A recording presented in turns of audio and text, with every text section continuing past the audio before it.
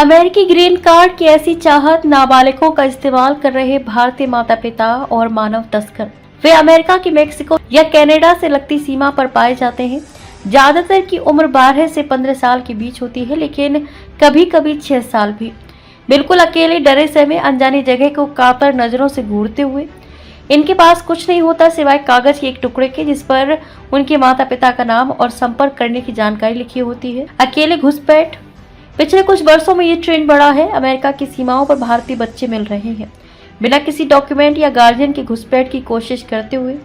US customs and border protection USCBP के data के मुताबिक अक्टूबर 2024 से इस साल फरवरी तक 77 नाबालिग भारतीयों को अमेरिकी बॉर्डर पर पकड़ा गया है। इनमें से किसी के भी साथ उनके माता पिता नहीं थे।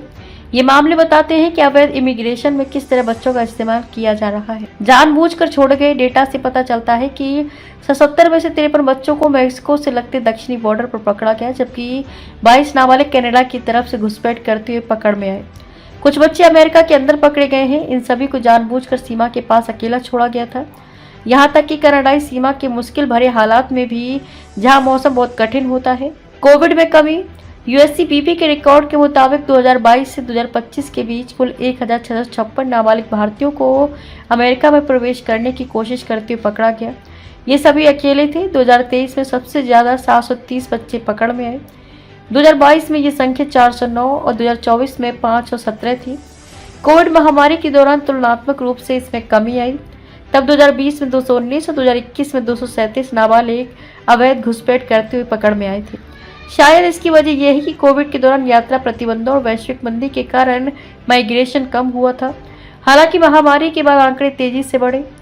इससे जाहिर होता है कि अवैध माइग्रेशन के रास्ते फिर से चालू हो गए। ग्रीन कार्ड की चाहत। इमिग्रेशन एक्सपर्ट्स का मानना है कि ये आंकड़े सुनियोजित पैटर्न को दर्शाते हैं, जिसमें परिवार पहले अपने बच्चों को भेजकर अमेरिका में बसने की कोशिश कर रहे हैं। इलीगल माइग्रेशन से जुड़े एक शख्स ने बताया कि इन बच्चों को उनके माता पिता के लिए ग्रीन कार्ड के रूप में इस्तेमाल किया जाता है। अधिकतर मामलों में पेरेंट्स पहले ही अवैध तरीके से अमेरिका में दाखिल हो जाते हैं। इसके बाद वे अपने बच्चों को दूसरे अवैध प्रवासियों के साथ सीमा पार कराने के लिए भेजते हैं। पकड़े जाने पर बच्चों और खुद के लिए शरण मांगी जाती है और आमतौर पर मानवता के आधार पर शरण मिल भी जाती है। बॉर्डर के पास छोड़ते हैं। कुछ मामलों में रणनीति उल्टी होती है। पेरेंट्स पहले अपने बच्चों को भेजते हैं और फिर इस आधार पर शरण के लिए अप्लाई करते हैं कि उनके बच्चे अमेरिका में पहले से मौजूद हैं। मानव तस्करी से जुड़े एक शख्स ने बताया कि बच्चों को अक्सर बड़े लोगों के ग्रुप के साथ भेजा जाता है, लेकिन बॉर्डर पर चेक पॉइंट्स के पास ही उन्हें अकेला छोड़ दिया जाता है ताकि अधिकारी उनको पकड़ लें।